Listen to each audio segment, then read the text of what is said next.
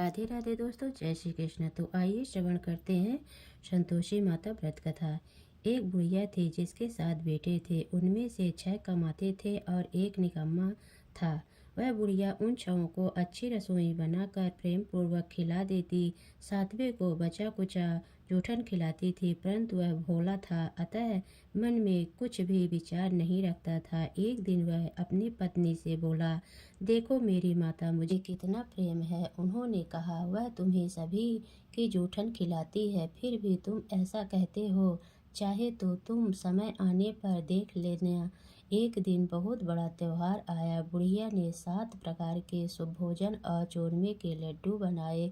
7वां लड़का यह बात जांचने के लिए सीखने का बहाना करके पतला कपड़ा ओढ़कर सो गया और देखने लगा। माँ ने उनको बहुत अच्छे आसनों पर बिठाया और 7 प्रकार के भोजन और लड्डू परोसे वह उन्हें बड़े प्रेम से खिला रही है।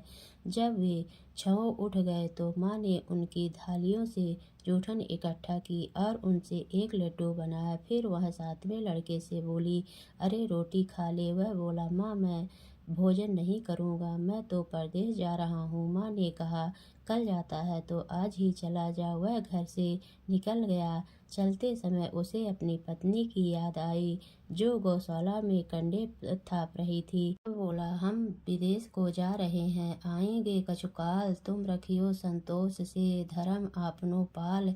इस पर उसकी पत्नी बोली, जाओ पिया आनंद से हमारी सोच हटाए। राम भरोसे हम रहे, ईश्वर तुम्हें सहाय। देहु निशानी आपनी देख धरु मैं धीर।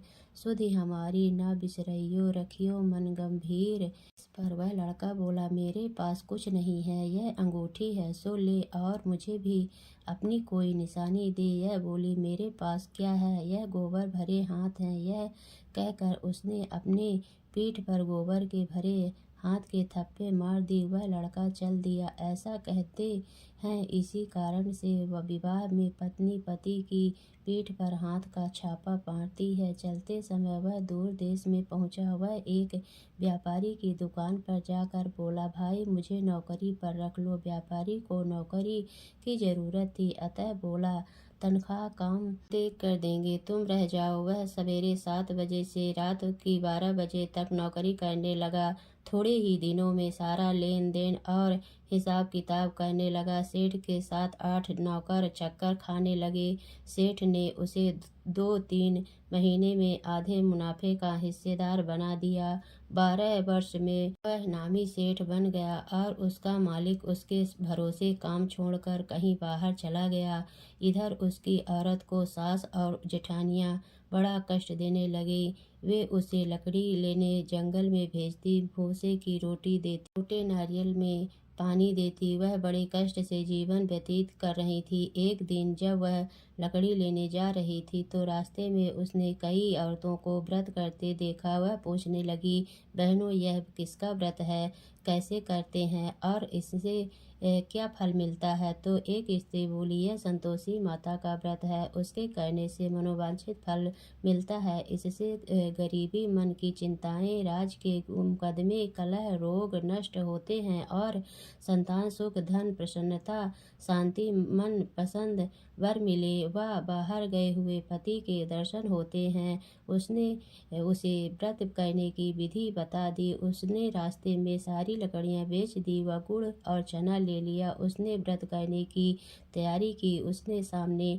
एक मंदिर देखा तो पूछने लगी, यह मंदिर किसका है। वह कहने लगी, यह संतोषी माता का मंदिर है। वह मंदिर में गई और माता के चरणों में लौटने लगी। वह दुखी होकर विनती करने लगी, माँ मैं अज्ञानी हूँ, मैं बहुत दुखी हूँ, मैं तुम्हारी शरण में हूँ, मेरा दुख दूर करो। माता को दया आ गई। एक शुक्रवार को उसके पति का पत्र आया और अगले शुक्रवार को पति का भेजा हुआ धन मिला। अब वे तो जेठ जेठानी और सास नाक सिकोड़ने लगे कहने लगे, खातिर बढ़ेगी, यह बुलाने पर भी नहीं बोलेगी। यह बोली, मंत्र और तंत्र आवे तो सभी को अच्छा है। उसकी आंखों में आंसू आ गए। वह मंदिर में गई और माता के चरणों में गिरकर बोली, हे माँ, मैंने तुमसे पैसा कब मांगा था? मुझे तो अपना सुहाग चाहिए। मैं तो अपने स्वामी के दर्शन और सेवा करना मांगती हूँ। तब माता ने प्रसन्न होकर कहा, जा बेटी, तेरा पति आवेगा। वह बड़ी प्रसन्नता से घर गई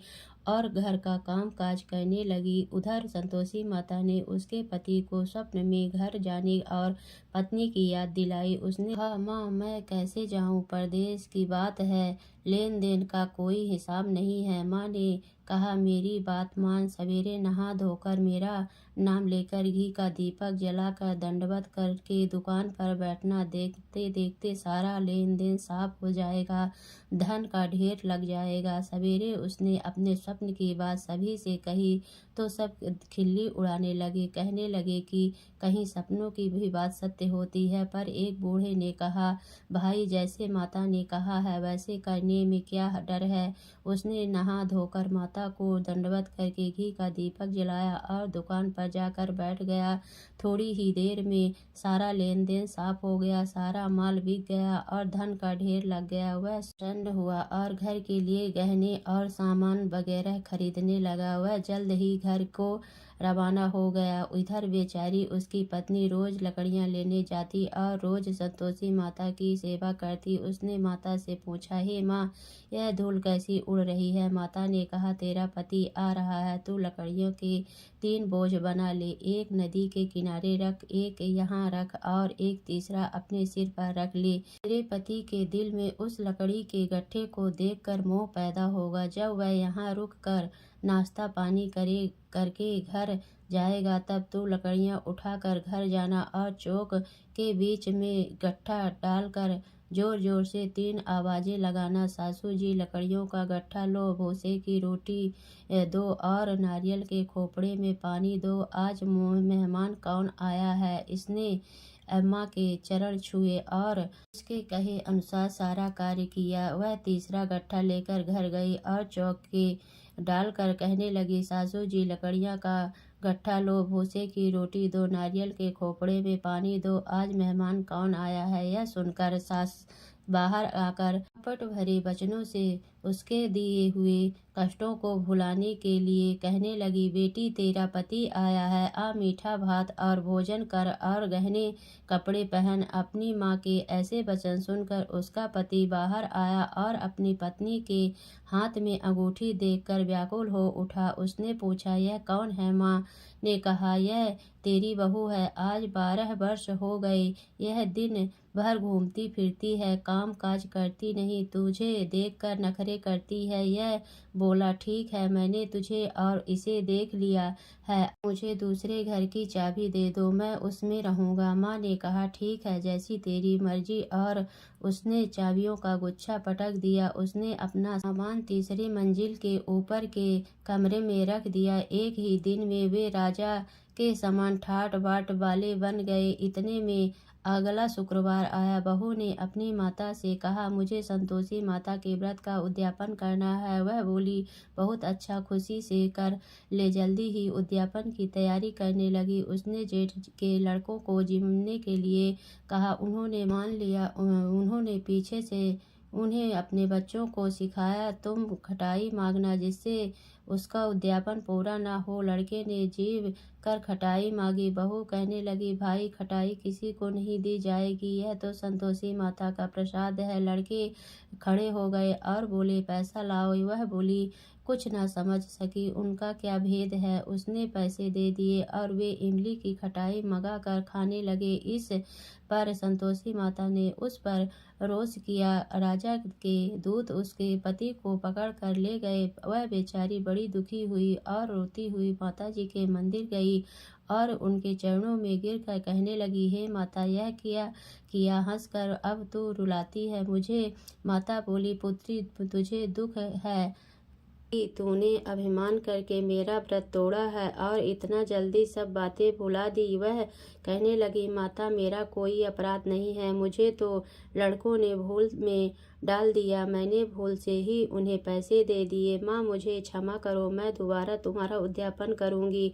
माता बोली, जा, तेरा पति रास्ते में आता हुआ मिलेगा। उसे रास्ते में उसका पति मिला। उसने पूछने पर कहा कि मुझे राजा ने मुझे बुलाया था, उससे मिलने गया था। कुछ ही दिन बाद फिर शुक्रवार आया। वह दोबारा पति की आज्ञा से उद्यापन करने लगी। उसने फिर जेठ के लड़कों को बुलवा दिया।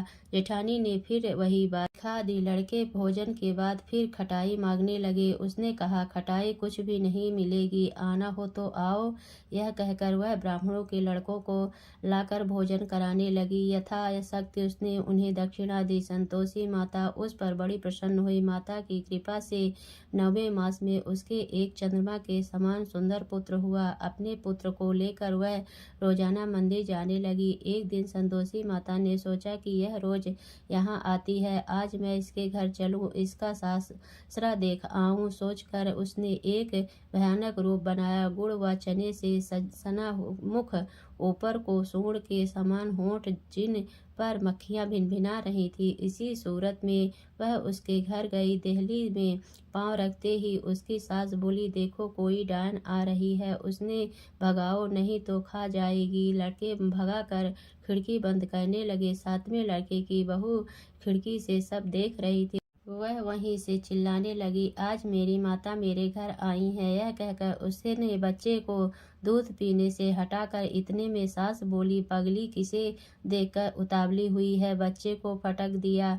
इतने में संतोषी माता के प्रताप से वह वहाँ लड़के ही लड़के नजर आने लगे। बहू बोली, सासू जी, मैं जिसका व्रत करती हूँ यह वो ही माता संतोषी है। यह कहकर उसने सारी खिड़कियां खोल दी। सबने संतोषी माता के चरण पकड़ लिए और विनती कर कहने लगे, हे माता, हम मूर्ख हैं, ज्ञानी हैं, पापिनी हैं, तुम्हारे व्रत की विधि हम नहीं जानती। तुम्हारा व्रत भंग कर हमने बहुत बड़ा अपराध किया है। हे जगत जननी, हे माता, आप हमारा अपराध क्षमा करें। इस पर माता उन पर प्रसन्न हुई। बहू को जैसा फल दिया वैसे सबको देना है। माँ सबका कल्याण करना। तो बोलिए संतोषी माता की जय।